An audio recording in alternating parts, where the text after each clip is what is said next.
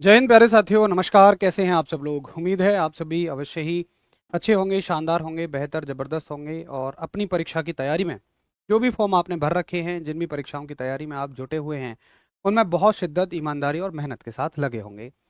वहीं बीच बीच में हमारे साथ कुछ ऐसी भर्तियां आती रहती हैं जो हमारे पास एक अपॉर्चुनिटी की तरह होती हैं, एक अवसर की तरह होती हैं। मैं बात कर रहा हूं उन भर्तियों की जो रेगुलर तो नहीं होती हैं, बट जब आती हैं तो हम अपनी रेगुलर भर्तियों की तैयारी कर रहे होते हैं, तो हमें एक और मौका मिल जाता है, हमारे लिए कुछ दरवाजे और खुल जाते हैं। वैसे ही आपके बीच में एक भर्ती आई है, असम राइफल्स की भर्ती। हालांकि ऐसी जो भी भर्तियां आती रहती हैं, मैं उनको आपको बीच बीच में बताता रहता हूँ, बीच बीच में अपडेट करता रहता हूँ। और ये उस तरह की भर्तियां होती हैं कि भाई हमें अलग से तो कुछ तैयारी नहीं करनी है। जिस भी एग्जाम को टारगेट करके हम अपनी तैयारी कर रहे हैं, उसी में हम इस तैयारी को जोड़ सकते हैं। मतलब अब हमारे पास दो दरवाजे हैं, हम दोनों को खटखटा रहे हैं। जिसको मतलब ये मान लो कि जिसकी तैयारी आपकी ज़्यादा है, जिसकी तैयारी आपकी अच्छी है, निश्चित तौर पर वहां आपके लिए ऑप्शन मिल जाते हैं। तो ऐसी ही एक भर्ती आपकी असम राइफल्स में आई हुई है। अब देखो, मैंने साफ साफ लिख दिया है कि आईटीआई और डिप्लोमा वाले ही इसको देखेंगे, क्योंकि पता चलता है जब हम पहले मैं लिख दूं असम राइफल से एक नई भर्ती, सुनहरी भर्ती, तो बच्चे खुश होकर आएँ, क्योंकि हर आदमी चाहता है कि भाई वैकेंसी आनी चाहिए, हर बच्चा चाहते हैं वैकेंसी आनी चाहिए। और मेरे भाई या बहन कोई भी आए और पता चले कि यार ये तो केवल आईटीआई और डिप्लोमा वालों के लिए है, तो बच्चे निराश होते हैं, नाराज होते हैं। इसलिए मैंने साफ साफ लिखा है कि केवल आईटीआई और डिप्लोमा वाले साथ ही इसको देखेंगे, ताकि आपका समय वेस्ट इस वीडियो को देखकर ना हो, क्योंकि आपके समय से जरूरी कुछ भी नहीं है अगर आप तैयारी कर रहे हैं तो चलिए वो मैं आपको बता दूंगा कि आईटीआई और डिप्लोमा वालों के लिए ही क्यों है ये भर्ती, क्योंकि उसमें योग्यता ही ऐसी मांगी गई है। पहले देख लेते हैं कि असम राइफल्स की भर्ती है, 30 जनवरी को ये नोटिस वहां से जारी हुआ है। इसके फॉर्म जो भरने शुरू हो गए हैं वो 22 फरवरी से फॉर्म भरने शुरू हो गए हैं। और फॉर्म भरने की जो लास्ट डेट है वो आपकी 22 मार्च 2025 है। 215 इसमें वैकेंसी हैं। बहुत अच्छी नौकरी है, मैं आपको बताऊं। ग्रुप बी और ग्रुप सी की पोस्ट भी इसमें शामिल हैं। आप ग्रुप बी और ग्रुप सी पोस्ट का मतलब समझ रहे हैं? ग्रुप बी जो कैटेगरी होती है वो आपके स्टेट में एसडीएम लेवल की कैटेगरी होती है। डिफेंस में लेफ्टिनेंट कैटेगरी को ग्रुप बी में रखा जाता है। ग्रुप ए में आईएएस ऑफिसर आ जाते हैं। ग्रुप बी में आपकी जो मैंने आपको बताई हैं, एसडीएम हो गए, आपके लेफ्टिनेंट हो गए, ये सारी चीजें होती है। तो ग्रुप बी और ग्रुप सी की नौकरी वाकई अपने आप में बहुत जबरदस्त नौकरी है। आइए इसके बारे में और थोड़ा सा डिटेल में जानते हैं। सबसे पहले आप पोस्ट देख लीजिए कि कौन कौन सी क्या क्या पोस्ट हैं, क्योंकि आगे मैं इनके बारे में बात करूंगा। तो रिलीजियस टीचर की पोस्ट है, रेडियो मैकेनिक की पोस्ट है, लाइनमैन की पोस्ट है, इंजीनियरिंग इक्विपमेंट मैकेनिक की पोस्ट है, इलेक्ट्रीशियन मैकेनिक व्हीकल की पोस्ट है, रिकवरी व्हीकल मैकेनिक की पोस्ट है, अप होल्स्टर की पोस्ट है, व्हीकल मैकेनिक फिटर की पोस्ट है, ड्रॉटमैन की पोस्ट है, इलेक्ट्रिकल एंड मैकेनिकल की पोस्ट है, प्लम्बर की पोस्ट है, ऑपरेशन थिएटर टेक्निक की पोस्ट है, फार्मासिस्ट की पोस्ट है, एक्सरे असिस्टेंट की पोस्ट है, वेटनरी फील्ड असिस्टेंट की पोस्ट है और सफाई कर्मचारी की पोस्ट है। तो कुल मिलाकर पदों की संख्या जो है वो 215 है, जिसमें सफाई वालों की सबसे ज्यादा संख्या है, और ये कितनी है? 70, यानी कि 70 संख्या है। अब देखिए इनके लिए एज लिमिट क्या है। अगर रिलीजियस टीचर की देखेंगे, वन बाय वन सभी की देखते चलेंगे, तो रिलीजियस टीचर में वो कहते हैं कि आपकी क्वालिफिकेशन होनी चाहिए ग्रेजुएशन विद माध्यम इन संस्कृत, कि आपकी ग्रेजुएशन होनी चाहिए, आपने बीए की हो, कुछ भी की हो, आप संस्कृत से बीए वगैरह हो, जो भी आपने ग्रेजुएशन कर रखी है। एज लिमिट क्या होनी चाहिए? 18 से 30 साल। उसके बाद ट्रेड, रेडियो मैकेनिक की, ये ट्रेड की नौकरी है सारी, जैसे रेडियो मैकेनिक की है, तो रेडियो मैकेनिक में आपकी 10वीं होनी चाहिए और आपके पास डिप्लोमा होना चाहिए। किस किस ट्रेड में? Radio television technology, electronics, telecommunication, computer, electrical, mechanical engineering, domestic appliances from any institution recognized by the central government और द स्टेट गवर्नमेंट। दूसरा, आपके पास 12वीं की कक्षा पास होनी चाहिए फिजिक्स, केमिस्ट्री और मैथमेटिक्स से। तो इसमें आपकी योग्यता मांगी गई है 10वीं, 12वीं पीसीएम से, और आपके पास डिप्लोमा होना चाहिए, जो ट्रेड मैंने आपको बताई है। ट्रेड देखिए, लाइनमैन फील्ड, लाइनमैन फील्ड के लिए क्या होना चाहिए? आप 10वीं पास होने चाहिए और आपके पास आईटीआई होना चाहिए। किसमें? इलेक्ट्रीशियन ट्रेड में। जिनके पास आईटीआई है इलेक्ट्रीशियन ट्रेड में, वो लाइनमैन फील्ड का फॉर्म भर सकते हैं। देखो, ये तो निश्चित है कि भाई आईटीआई आपने की है तो 10th क्लास आपने पास की होगी, तो मुख्यतः ध्यान रखें आपकी डिप्लोमा या आईटीआई किस ट्रेड में आपके पास है, तो कौन से फॉर्म को आप भर सकते हैं। सुनते रहिए सारी चीजें। जो भर्ती है इंजीनियरिंग इक्विपमेंट मैकेनिक के लिए, उसमें आपके पास आईटीआई होनी चाहिए। ट्रेड में इंजीनियरिंग इक्विपमेंट मैकेनिक ट्रेड, ये एक ट्रेड होती है, इंजीनियरिंग इक्विपमेंट मैकेनिक ट्रेड। इस ट्रेड में आईटीआई होनी चाहिए। इंजीनियरिंग इक्विपमेंट मैकेनिक का फॉर्म भरने के लिए 18 से 23 साल आपकी उम्र होनी चाहिए। एक सुनहरा मौका है। ये ट्रेड वो हैं कि जो बहुत कम बच्चे इनको कर रहे होते हैं। और देखना, आपको लगता है कि इनमें वैकेंसियों की संख्या कम है, बिल्कुल कम है, लेकिन इसमें फॉर्म भी बहुत ही कम भरे जाते हैं। आपको विश्वास नहीं होगा, कई बार ऐसा भी होता है कि भर्तियों इसमें जो वैकेंसीज है ना वो खाली चली जाती हैं, क्योंकि उस ट्रेड के लड़के ही नहीं मिले। कुछ ट्रेड जो फेमस फेमस हैं, कॉमन कॉमन है, वो तो सब करते हैं, लेकिन ऐसी ट्रेड बहुत कम बच्चे किए हुए रहते हैं और वो दूसरी चीज़ों की तैयारी में लगे होते हैं। अगर उन तक ये जानकारी पहुंचे तो निश्चित तौर पर अच्छे चांस बन जाते हैं। इलेक्ट्रीशियन मैकेनिक व्हीकल के लिए आपको 10वीं पास होना चाहिए, साथ ही आपके पास आईटीआई सर्टिफिकेट होना चाहिए। मोटर मैकेनिक ट्रेड में, मोटर मैकेनिक आपकी आईटीआई की ट्रेड होती है, उसमें आपका ये होना चाहिए। उसके बाद रिकवरी व्हीकल मैकेनिक, तो 10वीं पास आप होने चाहिए और आपके पास आईटीआई होनी चाहिए व्हीकल मैकेनिक में, या रिकवरी व्हीकल ऑपरेटर। 18 से 25 साल आपकी एज होनी चाहिए। उसके बाद जो ट्रेड है आपकी अप हॉलस्टर, अप हॉलस्टर ट्रेड के लिए ये केवल मेल कैंडिडेट के लिए है। देखो, जो भर्ती मेल कैंडिडेट के लिए है केवल, उसके आगे लिखा हुआ है ओनली फॉर मेल कैंडिडेट। जो भर्ती मेल फीमेल दोनों के लिए है उसमें कुछ भी नहीं लिखा। जैसे देखिए यहाँ पर लिखा हुआ है कि for male candidate only, for male candidate only, for male candidate only, for male candidate only. तो केवल मेल फॉर्म भरेंगे, इनमें फीमेल अलाउड नहीं होंगी। जिसके आगे कुछ नहीं लिखा होगा या फीमेल लिखा होगा उसमें फीमेल भी फॉर्म भरेंगी। ट्रेड है आपकी अपहॉलस्टर, 10th क्लास आप पास होने चाहिए और आईटीआई सर्टिफिकेट होना चाहिए आपका अप हॉलस्टर ट्रेड में। अब अप हॉलस्टर ट्रेड ऐसी है, इसको बहुत ज़्यादा तो साथी नहीं करते हैं, और आपकी एज होनी चाहिए 18 से 23 साल। चलो आगे चलें। अगर आपको व्हीकल मैकेनिक फिटर ट्रेड में भरना है तो मेल इसमें केवल फॉर्म भरेंगे। 10वीं पास आपका होना चाहिए, किस किस से, इंग्लिश, मैथ और साइंस से। साथ ही आपके पास डिप्लोमा या आईटीआई का सर्टिफिकेट होना चाहिए और ट्रेड इसमें नहीं लिखी हुई है। तो किसी भी ट्रेड से अगर आप डिप्लोमा या आईटीआई हैं तो फिर आप व्हीकल मैकेनिक के लिए, व्हीकल मैकेनिक फिटर के लिए फॉर्म भर सकते हैं। ट्रेड है आपकी ड्रॉट्समैन, मेल कैंडिडेट केवल फॉर्म भरेंगे। 10वीं पास आप होने चाहिए और साथ ही आपके पास इसमें 10वीं पास होने चाहिए। उसके बाद 3 साल का डिप्लोमा होना चाहिए आपका आर्किटेक्चरल आर्किटेक्चरल असिस्टेंटशिप में। इस वाली ट्रेड में आपके पास डिप्लोमा होना चाहिए आर्किटेक्चरल असिस्टेंटशिप में। 18 से 25 साल आपकी एज है। आईटीआई के लिए 18 से 23 साल है, डिप्लोमा के लिए हर जगह एज 18 से 25 साल लगभग है। ट्रेड है आपकी इलेक्ट्रिकल एंड मैकेनिकल, तो इलेक्ट्रिकल और मैकेनिकल वाले साथी जो हैं वो ग्रेजुएशन होने चाहिए। बैचलर डिग्री का मतलब आपके पास बीई हो या बीटेक हो। कौन सी ट्रेड में? ये है आपकी इलेक्ट्रिकल एंड मैकेनिकल, इलेक्ट्रिकल में हो, मैकेनिकल में हो या सिविल में हो, चल जाएगा। एज आपकी 18 से 30 साल है। जो साथी बीटेक वाले हैं बहुत अच्छा उनके पास ऑप्शन है इलेक्ट्रिकल और मैकेनिकल ट्रेड यानी ईएनएम ट्रेड। और ये जो नौकरी है आपकी, मैं आपको बता दूं, ईएनएम ट्रेड की नौकरी के लिए बताया गया है कि ये ग्रुप शायद बी की पोस्ट है। मैं आपको बता दूं, ग्रुप बी की पोस्ट है। यहाँ पर एक जगह लिखा हुआ था, एक सेकंड रुक जाइए। राइफल दिस, यहाँ पर कहीं लिखा हुआ है, इसमें ग्रुप बी की पोस्ट है ना, इसमें पोस्ट के लिए लिखा हुआ था, कहीं मैं आपको आएगा बता दूंगा। तो ग्रुप बी की पोस्ट का मतलब, देखिए बहुत सारी जगह पे ग्रुप बी का मतलब 4600 ग्रेड पे है या 5400 ग्रेड पे भी ग्रुप बी की पोस्ट के लिए दिया जाता है। मतलब आपकी अगर इसमें जेई की नौकरी होगी तो लगभग 4600 या 4200 ग्रेड पे होगा, और आपकी ए या एसडीओ लेवल की नौकरी होगी तो फिर आपका 5400 ग्रेड पे होगा। मतलब बहुत अच्छी नौकरी है ये। तो जो भी साथी इस तरफ तैयारी कर रहे हैं वो जरूर इसमें फॉर्म भर सकते हैं। ज़्यादातर बीटेक वाले साथी लगे हुए होते हैं इंजीनियरिंग सर्विसेज की तैयारी में या फिर स्टेट लेवल की तैयारी में, ज़्यादा ध्यान इन पे नहीं जाता है, बट ये एक अच्छी नौकरी है। अगर कोई साथी हो तो जरूर बताइएगा उन्हें। प्लम्बर आपके जो है, अगर आप प्लम्बर का फॉर्म भर रहे हैं तो 10th पास होने चाहिए, उसके साथ साथ आपके पास आईटीआई होनी चाहिए प्लम्बर की ट्रेड में, ठीक है।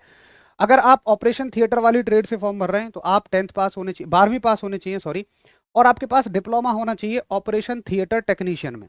मुझे नहीं लगता कि ऑपरेशन थिएटर टेक्नीशियन कोई इस ट्रेड से बहुत ज़्यादा लोग करते हैं, बहुत कम लोग करते होंगे, एक सुनहरा मौका है उनके लिए। ट्रेड है आपकी फार्मासिस्ट, मेल और फीमेल दोनों कैंडिडेट इसमें फॉर्म भर सकते हैं। आपके पास 12वीं होनी चाहिए, आपके पास डिग्री या डिप्लोमा होना चाहिए फार्मेसी में, तो डिग्री चल जाएगी या डिप्लोमा चल जाएगा फार्मेसी में, और एज लिमिट है आपकी 20 से 25 साल। ट्रेड है एक्सरे असिस्टेंट, मेल कैंडिडेट केवल फॉर्म भरेंगे, और आपको डिप्लोमा होना चाहिए 12वीं पास के साथ साथ डिप्लोमा होना चाहिए रेडियोलॉजी में, तो रेडियोलॉजी का डिप्लोमा बहुत सारे बच्चे करके रहते हैं।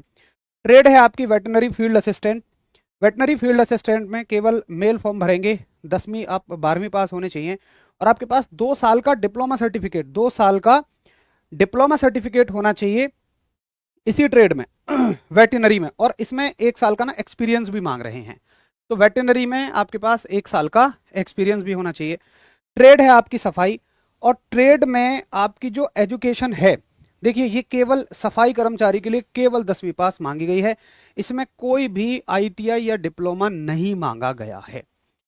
तो मैंने इसलिए आईटीआई या डिप्लोमा लिखा था ताकि अधिकतम पोस्टों में आईटीआई या डिप्लोमा ही मांगा है। केवल ये पोस्ट एक ऐसी है जिसमें आईटीआई और डिप्लोमा नहीं मांगा गया है, और सफाई कर्मचारी की ट्रेड में ही सबसे ज्यादा पोस्ट हैं।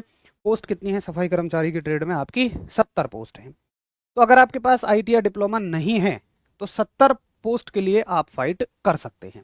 ठीक है, तो ये तो हो गई आपकी एजुकेशनल क्वालिफिकेशन। अगर आपकी कोई क्वालिफिकेशन है इनमें से तो इस वीडियो के साथ आगे बढ़ें, बाकी तो सफाई वालों के लिए तो है ही, 10th पास तो सभी हैं ही हैं। तो फिर आप इस वीडियो को एक बार अच्छे से पूरा देखो फॉर्म भरने से पहले, क्योंकि इनमें कुछ छोटी मोटी बातें होती हैं, शुरुआत में हम ध्यान नहीं देते, सिलेक्शन के बाद जब फाइनल सिलेक्शन में हमें बाहर किया जाता है तो बड़ा बुरा लगता है, इसलिए थोड़ा ध्यान से देखिएगा। एज लिमिट कितनी है वो मैंने आपको बता दी। एज लिमिट की लास्ट डेट क्या कंसीडर की जाएगी? तो लास्ट डेट है आपकी 1 जनवरी 2025 कि आपको जो अपनी उम्र की गणना करनी है वो अपनी डेट ऑफ बर्थ से लेकर 1 जनवरी 2025 तक करनी है। क्या छूट है? बिल्कुल है। एससी एसटी को 5 साल की है, ओबीसी को 3 साल की छूट इसमें दी जा रही है। ठीक है, आगे देखिए एक बात और इसमें देख लो जो जाननी जरूरी है कि इसकी जो भी प्रोसेस होगी, चाहे वो फिजिकल हो, चाहे आपका रिटर्न एग्जाम हो, चाहे मेडिकल हो, वो सुखोई नागालैंड में किया जाएगा। सुखोई नागालैंड में, तो नागालैंड आपको जाना पड़ेगा। अगर आपको ऐसा लगता है कि भाई बहुत दूर है, मैं वहां नहीं जा सकता हूं, तब तो क्या ही फायदा है फॉर्म भरने का। इसीलिए मैं कह रहा हूं कि अच्छे से पहले सारी चीजों को सुनिए, सारी चीजों को जानिए। अगर आपका मन कहता हो, वैसे तो मैं मानूंगा कि अगर आप सरकारी नौकरी की तैयारी कर रहे हैं तो फिर इन बातों से पीछे मत हटिए। अगर फाइनेंशियल कंस्ट्रेंट नहीं है, मैं मानता हूं पैसे की कभी दिक्कतें होती हैं जाने आने में, अगर वो दिक्कतें नहीं है तो फिर थोड़ी सी मेहनत से मत घबराइए कहीं भी जाने आने में। इन चीजों की वजह से तो अपॉर्चुनिटीज को मत मिस करिए, क्योंकि आप समझिए नागालैंड अगर भर्ती है तो आधे साथी तो वैसे ही इसके कट ऑफ कर जाएंगे कि छोड़ो, आधे साथी कम पोस्ट देख के कट ऑफ कर जाएंगे, आधे साथी आईटीआई डिप्लोमा की उन ट्रेड्स को पास नहीं कर रहे होंगे। तो मतलब जिनके पास आईटीआई और डिप्लोमा की वो ट्रेड हैं उनके पास एक बहुत अच्छा मौका है। साथ ही जो साथी सफाई कर्मचारी के लिए भरना चाहते हैं उनके पास भी बाकी भर्तियों की तुलना में मैं कहूंगा इसमें कम ही कंपटीशन रहेगा। 70 पोस्ट पे भी बाकी भर्तियों की तुलना में कम कंपटीशन इसमें रहने वाला है। आगे आप देखें, ये हो गया आपका कि कहाँ आपको जाना है, इसलिए ये स्लाइड बहुत जरूरी थी। अब देखिए इसमें क्या क्या आपकी हाइट वगैरह होनी चाहिए। तो इन पोस्ट को अच्छे से देख लीजिए एक बार, भैया सीन 2 लगा दो, थोड़ा स्क्रीनशॉट ले लें। इन पोस्ट को अच्छे से देख लीजिए। इन पोस्ट के लिए आपकी जो हाइट है, मेल कैंडिडेट्स के लिए 170 होनी चाहिए। उसके बाद छूट मिलाकर अगर आप इन जगहों से हैं तो आपको छूट मिलेगी, 165 सेंटीमीटर हाइट भी आपकी चल जाएगी। और सभी एसटी कैंडिडेट्स के लिए, चाहे वो कहीं से भी संबंध रखते हैं, उनके लिए हाइट आपकी चाहिए 162.5 सेंटीमीटर। लड़कों के लिए, अब इसमें ये सारी पोस्ट वो हैं जिनमें से कुछ में लड़की भी फॉर्म भर सकते हैं, लड़के भी फॉर्म भर सकते हैं। जैसे सफाई वाली पोस्ट है, इसमें दोनों फॉर्म भर सकते हैं। तो केवल लड़कों के लिए रहेगी चेस्ट, लड़कियों के लिए चेस्ट का कोई पैरामीटर नहीं है। तो लड़कों के लिए है 80 सेंटीमीटर फुलाकर, और बगैर फुलाए आपकी 78 सेंटीमीटर होनी चाहिए। सॉरी, 80 सेंटीमीटर चेस्ट नॉर्मल होनी चाहिए, फुलाकर 85 होनी चाहिए। जिन्हें छूट मिल रही है उनको ये चेस्ट मांगी गई है, उसी हिसाब से आप देख लीजिए। तो नॉर्मल चेस्ट है आपकी 80 और 85 जो कि आपकी रखी जाती है। ठीक है, आगे आप देखिए फिजिकल। अब पीएसटी किस पोस्ट के लिए है? ये है फार्मासिस्ट के लिए। फार्मासिस्ट वाले साथियों के लिए हाइट जो है वो 170 सेंटीमीटर रखी जाएगी मेल कैंडिडेट के लिए, फीमेल्स के लिए 157 रखी जाएगी। चेस्ट केवल मेल्स के लिए रहेगी 80 और 85। ये सारी छूट आप एक बार देख लीजिए, ये कॉमन है, इन हिस्से के साथियों को छूट मिलेगी और यहाँ एसटी वालों को ये वाली छूट मिलेगी। ठीक है, आगे आप देखिए, अगर देखें रिलीजियस टीचर के लिए, तो रिलीजियस टीचर के लिए 170 सेंटीमीटर हाइट होनी चाहिए, चेस्ट आपकी 80 और 85 होनी चाहिए, और छूट मिलाकर आपका इतना हो जाएगा। तो छूट किन को है वो यहाँ पर साफ साफ लिखा हुआ है। आगे आप देखें पीएसटी के पैरामीटर, व्हीकल मैकेनिक के लिए, तो अलग अलग ट्रेड के लिए अलग अलग आपकी हाइट और चेस्ट मांगी गई है। एक बार थोड़ा सा ध्यान से इसको देख लेंगे। तो व्हीकल मैकेनिक के लिए वही 170, 165, चेस्ट 80 और 85। आगे आप चलें, अब देखिए यह तो हो गया आपका physical standard test. Physical standard test का मतलब होता है हाइट और आपकी चेस्ट। उसके बाद जो साथी पास कर चुके होंगे उनको फिर पीईटी देना है। पीईटी का मतलब रनिंग होगी, रनिंग में आप देखें PET will be conducted for all the candidates qualify in the initial verification of the document. PET में क्या करना है, जो मेल कैंडिडेट्स हैं लड़कों को 5 किलोमीटर की रनिंग पूरी करनी है आपकी 24 मिनट में, मतलब बिल्कुल एसएससी जीडी जैसा है। उसके बाद फीमेल कैंडिडेट्स को 1600 मीटर की रनिंग क्वालिफाई करनी है 8.5 मिनट में, बिल्कुल एसएससी जीडी जैसा है, वही आपके पैरामीटर्स हैं सारे के सारे। ठीक है। अच्छा, अब इसमें लद्दाख रीजन के जो साथी हैं उनको थोड़ी सी छूट मिली हुई है, वो यहाँ पर लिखी हुई है, वो उसको देख लेंगे। अब देखिए यहाँ पे लिखा हुआ है कि इसमें वैसे तो देखने में ये लग रहा है, और पुरानी भर्तियां भी ऐसे हुई हैं, कि सारी प्रोसेस एक ही साथ करा ली जाएगी। पहले आपका पीएसटी और डॉक्यूमेंटेशन होगा, आपका लंबाई और छाती नापकर डॉक्यूमेंट आपके चेक करके फिर आपसे रनिंग कराई जाएगी। जो भी साथी रनिंग में पास हो जाएंगे फिर उनको अगली स्टेज के लिए बुलाया जाएगा। अगली स्टेज में आपका ट्रेड टेस्ट होगा। तो ट्रेड टेस्ट आपकी ट्रेड के हिसाब से होगा, और वो कहते हैं कि test for technical and tradesman personnel will be conducted after the completion of PE PST in continuation. Continuation का मतलब उसके तुरंत बाद। ऐसा नहीं है कि पीईटी और पीएसटी पहले हो जाएगा, उसका रिजल्ट आएगा कुछ दिनों बाद फिर ट्रेड टेस्ट होगा, नहीं। ये कहते हैं इन कंटिन्यूएशन का मतलब है कि पीईटी पीएसटी के तुरंत बाद हम आपका ट्रेड टेस्ट कराएंगे, और ट्रेड टेस्ट जो होगा वो होगा आपका टेक्निकल और ट्रेड्समैन के लिए। जो भी साथी टेक्निकल और ट्रेड्समैन के लिए जा रहे हैं, टेक्निकल और ट्रेड्समैन का मतलब जैसे मान लीजिए इलेक्ट्रिकल एंड मैकेनिकल के साथी है, तो हो सकता है कि इलेक्ट्रिकल वाले के सामने मोटर खोल के रख दी जाए, वही ट्रेड टेस्ट होता है। अब ट्रेड टेस्ट में क्या आपसे पूछा जा सकता है कि पूरी मोटर खोल के रख देंगे। जैसे मैंने एक ट्रेड टेस्ट दिया था, मैंने दिया था एनडीएमसी का। तो एनडीएमसी के ट्रेड टेस्ट में मेरे सामने पूरा एक इंटरनल कंबशन इंजन खुला हुआ रखा था, और मुझसे पूछा गया था कि पहले तो इसके हर एक पार्ट का नाम लिखो, वो पार्ट किस मटेरियल का बना हुआ है वो लिखो। पहचान हो जाती है जो इतने ट्रेड पढ़े हुए होते हैं। जैसे उसमें जो आपके रिंग हैं उनका मटेरियल अलग होगा, उसका जो पिस्टन का क्राउन वाला पार्ट है वो एल्यूमिनियम का बना होगा, पिस्टन भी आपका एल्यूमिनियम का बना है, उसके बाद बाहर की जो कवरिंग है वो कास्ट आयरन की बनी है। तो वो सारे मटेरियल आपको लिखने होते हैं, ट्रेड में हम इतना पढ़ते ही हैं। उसके बाद हर एक पार्ट की वर्किंग क्या है ये आपको वहां बताना है। तो मैं जस्ट आपको एग्जांपल दे रहा हूँ। अब ऑपरेशन थिएटर में जो चीजें होती होंगी वहां पे आपको वो सारी चीजें पूछी जाएंगी। तो ट्रेड आपकी आपके ब्रांच के हिसाब से होगी, जो आपकी ब्रांच रही है। उसके बाद आपका रिटन एग्जामिनेशन होगा, लिखित परीक्षा हो जाएगी। और लिखित परीक्षा जो बोलते हैं वो कितने नंबरों की होगी, 100 नंबरों की होगी। तो 100 नंबर की आपकी लिखित परीक्षा हो जाएगी, और साथ ही आपका मेडिकल एग्जामिनेशन भी कर लिया जाएगा, और फिर आपकी मेरिट लिस्ट आएगी कुछ दिनों के बाद।